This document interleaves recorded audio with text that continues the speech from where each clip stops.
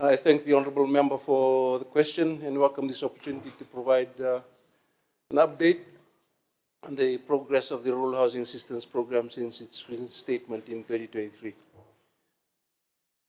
This government has made a clear strategic decision that rural housing must evolve from low-impact welfare scheme into a core driver of rural transformation, poverty reduction, and climate resilience, Mr. Speaker, sir.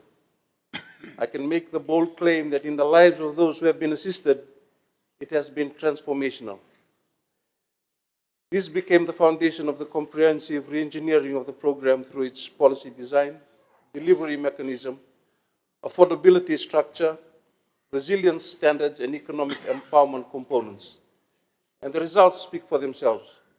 Over 310 homes completed to date, 92 more households targeted this financial year, a shift towards engineer-certified disaster-resilient designs, and a new assistance model that is inclusive, pro-poor, and realistic.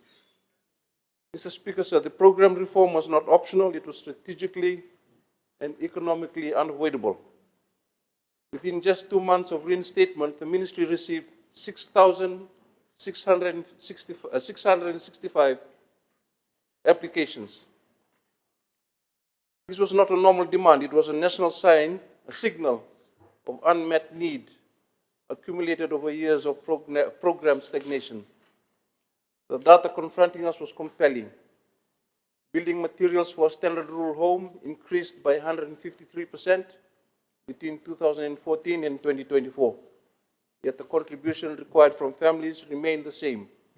Rural poverty sits at around 41.5%, almost double the national average. 46% of rural homes were classified as structurally weak and unlikely to withstand destructive winds. Tropical Cyclone Winston alone caused $752 million in housing damage. These facts demanded decisive leadership. They demanded modernization. They demanded a government that listens, understands, and acts. Mr. Speaker, sir, the shift to a 1/6 contribution on new housing structures under Scheme 2 was a strategic and compassionate reform aligned to evidence of rising costs, rural hardship, and vulnerability. The single decision improved housing affordability by 45%, increased access for low-income rural families, reduced project reprioritization due to the relative unaffordability of the 1/3 contribution, and ensured the program stays pro-poor. And this is what strategic policy looks like, through a targeted, evidence-based, and responsive approach to real-life conditions. Now, under this program, every new home now follows engineer-certified designs, the National Building Code, the National Disaster Risk Reduction Policy 2018 to 2030, and aligned to the Sendai framework. This is a major shift, Mr. Speaker, sir. Where past homes were vulnerable, this government builds for safety, survival, and long-term resilience. The program now doubles as a rural economic stimulus as well. Timber and hardware are procured locally, community members are trained and certified, local contractors participate in construction, and value stays circulating in the rural economy. This builds the very foundations of self-reliance, community enterprise, and rural economic stability. The successful community-led timber housing schemes in Lekanaingau, Nangalotu in Kandavu, and Vunisei in Kandavu demonstrate the power of this partnership model with the Ministry of Forestry under Scheme 3 on the utilization of the resource owners' timber and native trees. The Ministry is also in the final stages of securing a partnership with the Fijian National Provident Fund regarding assistance to members on their 1/6 contribution.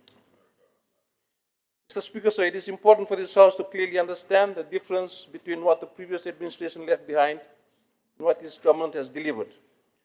Under the previous administration, the program stagnated. There was a half-hearted attempt to deliver the program, which ended up with it being mothballed under the auspices of another ministry and ended up with no homes being constructed.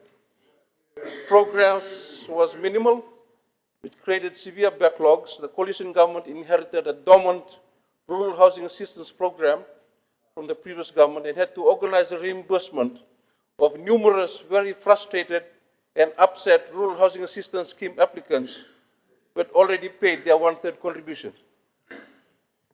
The program was reinstated and modernized. 310 homes have been delivered, with 92 more underway. And engineers' certificate cyclone resilient designs now standard. Contributions reduced to 1/6. Flexibility was introduced to accommodate genuine hardship. Termite-resistant concrete options were added. Other communal structures are now eligible for support, and capacity building is embedded into the program. Mr. Speaker, sir, these are not small changes. This is a difference between a government that had neglected on its duty to its citizens and a coalition government that delivers real transformation for rural and maritime families. Mr. Speaker, sir, the rural housing program is a strategic pillar that contributes directly to rural poverty reduction under the National Development Plan 2025-2029, integrated rural development under the National Rural Development Policy, which is currently in the consultation stages, disaster preparedness under the National Disaster Risk Management Act 2024, economic empowerment and inclusive growth, and long-term resilience and reduction of post-disaster government spending. Rural housing, therefore, Mr. Speaker, sir, is a strategic investment in rural transformation.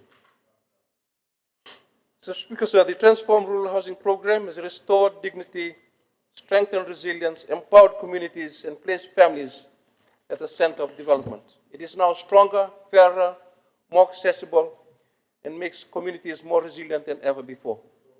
This government remains committed to expanding its reach so that every Fijian family, no matter their location, can enjoy the safety, security, and dignity that a resilient home provides. We are laying the foundations for rural transformation, economic empowerment, and a more resilient Fiji. Before I take my seat, Mr. Speaker, sir, I'm reminded of what the late Ratu Serkam Sesemara once said about development in Fiji. The true measure of national development is seen in our rural areas. The people in our villages, our settlements, and our outer islands can feel progress in their daily lives, and the country is moving forward. If they cannot, then we still have work to do. Thank you, Mr. Speaker, sir.